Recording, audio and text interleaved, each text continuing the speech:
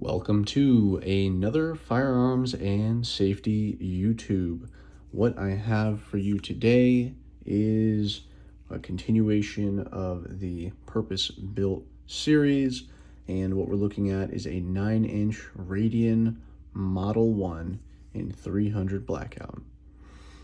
The purpose of this fire, and if you're not familiar with the format, let me just go over it real quick. I'll give a little summary as to the gaps that this is supposed to fill and the purpose behind this, and then I'll go through each and every part on the firearm and basically explain the purpose behind that as well. Okay. Now, the reason that I got this is that I'm looking for something that would be about out to 300 yards. That's what I'm looking for from this. And if shit hit the fan, I think I let my wife use this because I was looking for something that would be accurate. Could shoot out to 300 yards, and then also it could shoot subs. And that's something that this really fills. So basically property defense, home defense, shit hit the fan. That's the purpose behind this particular firearm. And so a couple things that I just want to say about this firearm is that this Radian, I just want you to know, like, until you hold one, you can't really understand the build quality. And what I mean by this is that there's no sharp edges on this. It is totally smooth. And this also people don't know too much about Radian, so allow me to educate you briefly. Smaller company, they make, some people say it's overpriced stuff, yada, yada, yada.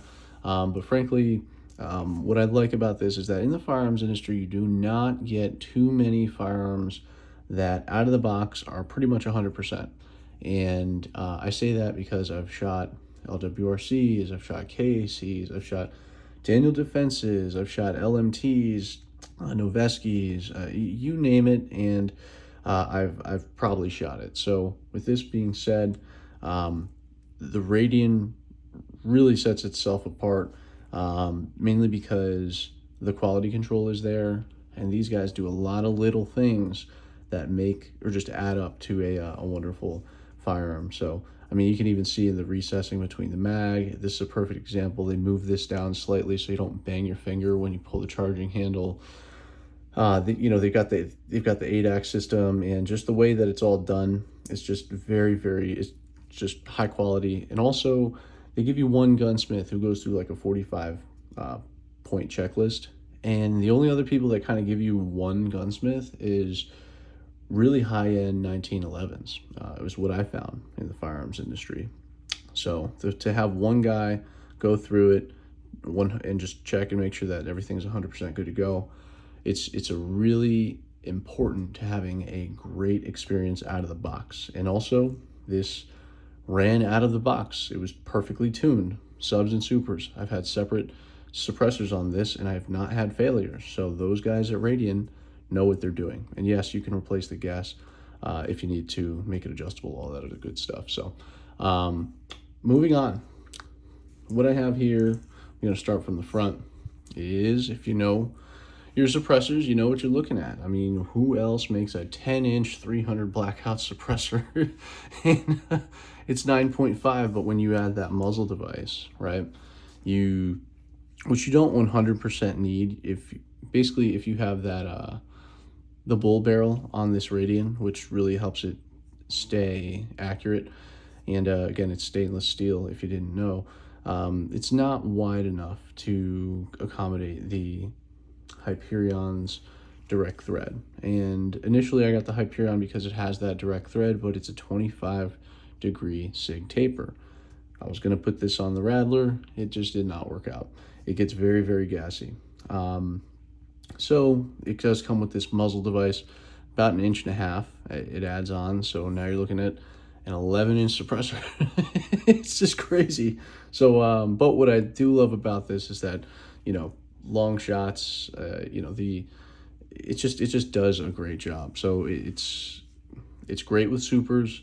It's pretty good with subs. Don't make the assumption that just because it's bigger, it's going to be more quiet. Not necessarily true.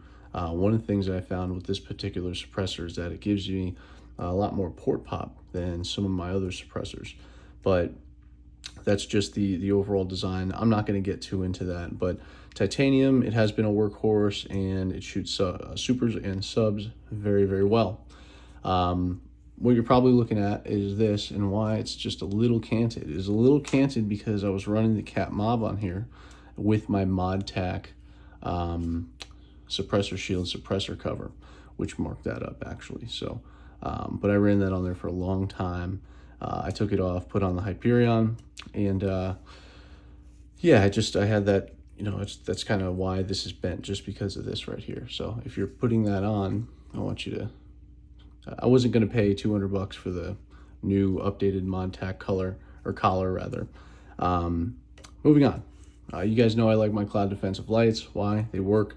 Independent circuitry, 100% American made, and innovations that lock the battery in. Also, they're bright as hell, and they work really, really well. So I do appreciate that from the cloud defensive, and I did want to keep this a little lighter, mainly because they say that the bull barrel makes it, you know, this gun heavy. You'll hear people say, "Oh, this is a heavy gun." I'm not going to sit here and give you that macho, oh, just go to the gym and lift more weights. What I will tell you is that my wife, who is like under 150 pounds, loves this gun. She likes it, you know, and she would carry it. So I think that that's overplayed or overstepped. And I've carried this around even with the, you know, the super long suppressor on the property. Hasn't been an issue at all.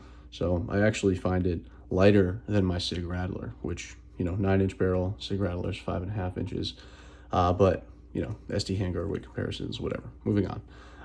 This is a great light. And then what this features is the newer cloud defensive switch. And that is a nice switch. Clicky, clicky. I like it. So small, like I told you, is low to the ground. Comes in with, or low to the rail. Comes in with that nice cable management, so you don't have to step too much into it. This is a, you know, Daniel Defense QD slot. I have a, what is it? It's a Vickers Tactical 2-point sling. It's tan. I just took it off so I could go through this a little bit easier with you. But this system is great. So if the tail cap fails, the light switch will be fine because they run off of independent circuits. If the light switch fails, the tail cap is good to go. Again, independent circuits. Emissary development grip. Yeah, I can't remember the name of this one in particular, but if you go to their website, you check it out. This is the one that's not a VFG or vertical foregrip, so I'm staying in compliance. I think they even call it like a hand stop, but it's curved, it's textured, seems pretty solid. I like the color. Kind of goes with the vibe we've got going here. Moving on, it's just really one of the reasons why I wanted this here is for the stability of the long shots, and also being able to put this on a surface, because again, I'm looking for 300. I can shoot 200 yards with subs with this regularly, and I will tell you why. It's because of this primary arms. It's a 3X GLX SLX. I can't even remember. Yeah, but it's 3X. Yeah, 3X SLX. There it is. So it's a 3X SLX. I really like this particular optic. It comes with like 8 different options for, you know, how tall you want this.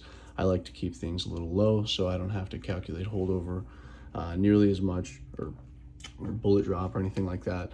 Nearly as much. I think it's, yeah, just holdover, excuse me. It's a little late. But either way, the holdover is very important, and especially at longer ranges. If you have a 2.5-inch rise and you don't have a Kestrel, you're gonna have a good time trying, well, a bad time trying to figure out where your holds are. So I do like keeping this a little bit low, and it does work very well. You know, and also one thing that I like about this, it's got the whole shake awake thing, so it's very nice. It's got an etched reticule, so if your battery dies, you still have something there. It also has bullet drop markings on the inside, so you could kind of just tell and line your shots up. I mean, it makes shooting at 200 yards very easy. I can hit almost every shot on a IDPA bullseye target. Radian Model 1, CGS Hyperion, 200 yards, 220 grain berries, Minutemen's munitions, not berries.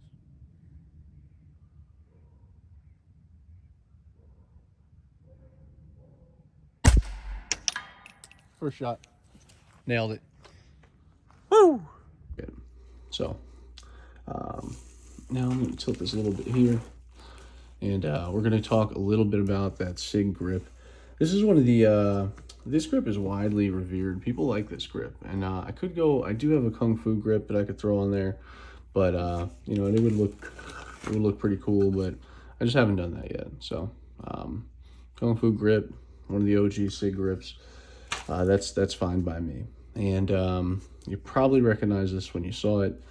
This is the Honey Badger PDW brace. Yep, and let me tell you, very, very cool.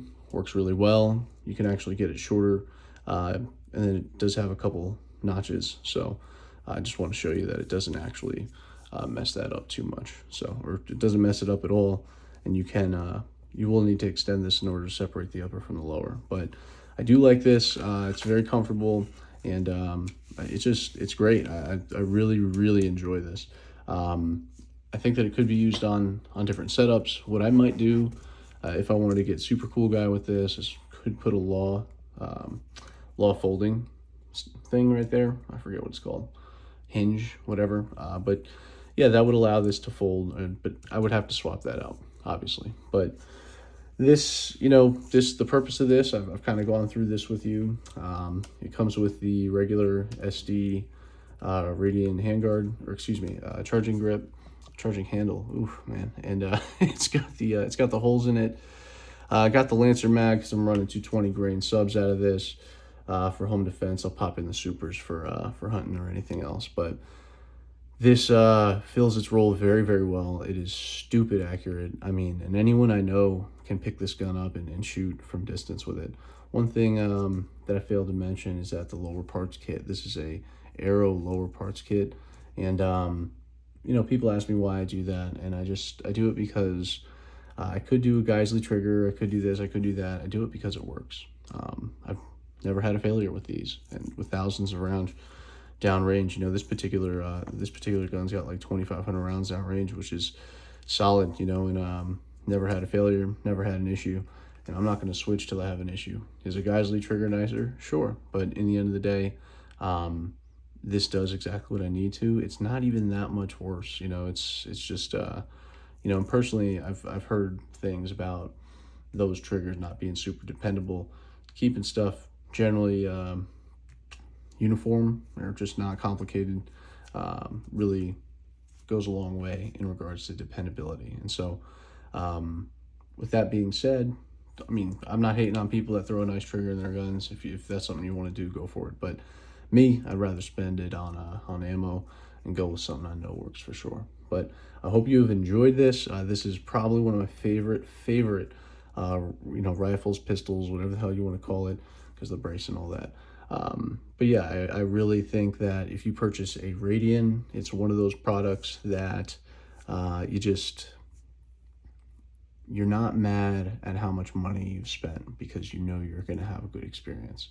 And we've all had that experience where we've, you know, purchased high ticket items and it has failed to deliver, and this is not one of them. One last thing I want to point out is this curve here. This curve in the middle, it's very ergonomic. Like, you could put your hand like right here, it'd be perfect. It just, this gun grips you back for some reason. It's just very, very cool. And I know that if you were to get your hands on one of these, I mean, compared to, you know, anything else on the market, this is in my opinion, it's top notch. So thank you very much. Hope you all have a great day. Hope you enjoyed this, and yeah, thanks for tuning in.